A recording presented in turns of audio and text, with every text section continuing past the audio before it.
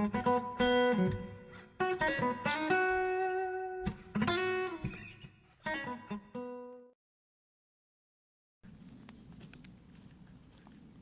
guys, welcome back to another on-site. Today we're out in the New Forest around the woods of Burley. I'm here with CHTS Consultant Oli and Dog Fits.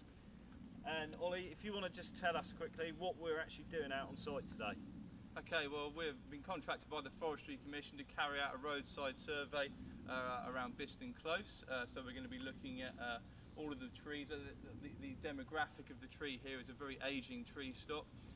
It's rife with heartwood decay fungi. It's predominantly beech in this area as well, so we've got lots of fungi like Ganoderma, beefsteak fungus. I've even found some perennial Hoare growing on some trees here, so it's just a mycology hotspot. It's fantastic, it's really interesting. Not so interesting financially for the Forestry Commission. But yeah, it's a great day, great site, and in this video I think we're going to show you some of the fungi I've come across. Right, so I'll move the camera now and we'll start this survey and we'll have a little look, and if we find anything of note we'll turn the camera back on and show it to you guys. So let's get out there and have a look. Get it! Here's a perfectly fine example of beefsteak fungus growing on an old oak veteran tree. The Latin name for this fungus obviously is Fistulina hepatica. Its colonisation strategy is to the spores proliferate on open wounds created in the tree, perhaps by the loss of a limb. It colonises the heartwood and it preferentially degrades cellulose, leaving the lignin intact.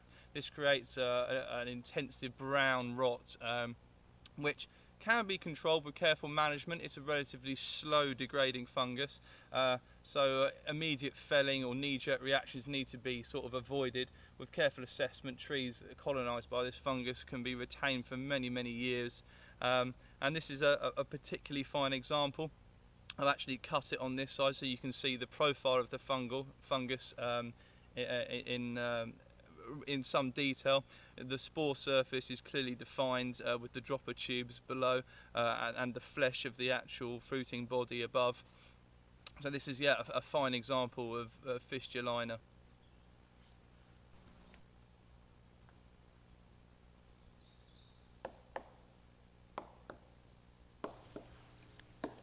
So on the bottom of this beech tree we can quite clearly see there are three moderate sized fungal fruiting bodies of Ganoderma astral.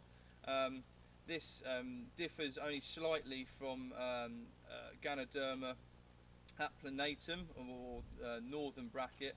The only way to tell between the two is to cut the fungal fruiting bodies, and astral doesn't have any defined trauma lines like applanatum. The decay is quite localised to this side of the buttress roots in this section. This fungus causes an intense white rot, especially on beech. It's probably the most common heartwood decay fungus of beech, which is a diffuse porous tree, particularly poor compartmentalising decay, and this will undoubtedly eventually lead to the death of the tree, whether that be by collapse or a loss or inability of the translocation of nutrients and water. It's more likely to end up in ductile failure of the buttress roots with the tree falling over. We can map the decay by taking a reading further up the stem where we presume there not to be any decay, so we should get a sharp resonance, which is a normal sort of sound profile for a tree like this. These are only a basic assessment tool. They should not, too much weight shouldn't be put on the results of a knock test, because really it's only corroborating evidence. So we've got that sharp resonance. If we come down to the area around the decay, which is a much duller tone, and we can actually map the decay a little bit by travelling up the stem of the tree. And I'm not hearing that dull resonance further than about this point here, which leads me to believe that decay is probably localised to the buttress roots in this area.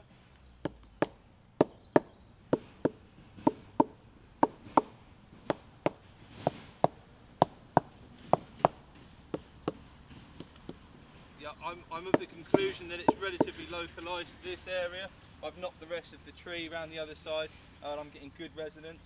The tree's got normal vitality, and it's within a tree's length of the road. So we are gonna have to include it in the survey as a tree of note. It does pose a significant risk to people using the road, especially in a period of extreme weather such as high winds. Rather than lose the tree, what we'll do is we'll actually reduce the tree by 3 to 4 meters in height and include it in any future surveys. That way we're limiting the amount of wind force dynamics affecting the tree and reducing the risk to a more acceptable level.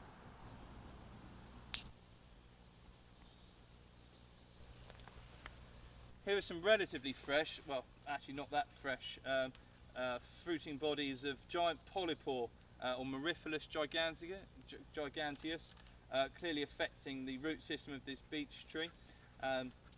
This is quite an aggressive fungus, although the decay column that it creates doesn't usually tend to extend more than a couple of meters, in very rare cases, up the main stem of the tree. It causes an intense white rot of the underside of the roots and the underside of the buttress, or the roots and the underside of the buttress roots, often leads to wind throw. Interestingly, it comes in two forms, or it has a decay method that comes in two forms. In early stages, it causes a soft rot, and then later it leads into an intense white rot. It can often create like a yellow staining in the wood of trees which are felled with this on. It's quite aggressive. Like I said before, it degrades the roots, so it very often leads to wind throw. This tree is very close to the road, so it's likely we're going to have to reduce, well, we will have to reduce it to a height where it no longer poses a significant risk to people using the highway. A good sign of this, because often it seems to be unusual in the way that it sort of appears, so some years it may be there, then it may miss 3 or 4 years before appearing again, but it leads to a very obvious decline in the vitality of the tree, characteristic of a decline starting at the top of the canopy and working down to the lower canopy. So you'll see apical dieback, a reduction in leaf size, discoloration and chlorosis of the leaves. Right, and guys, so that was a little bit of on-site with Oli Lower, looking at what we're looking for when we're doing a tree condition survey. Thanks for watching. If you like the video, just remember, be sure to like, subscribe, comment. All your feedback's really useful for us and lets us know what you guys want to see. So that's it for today. We'll catch you next time on another on-site. Cheers.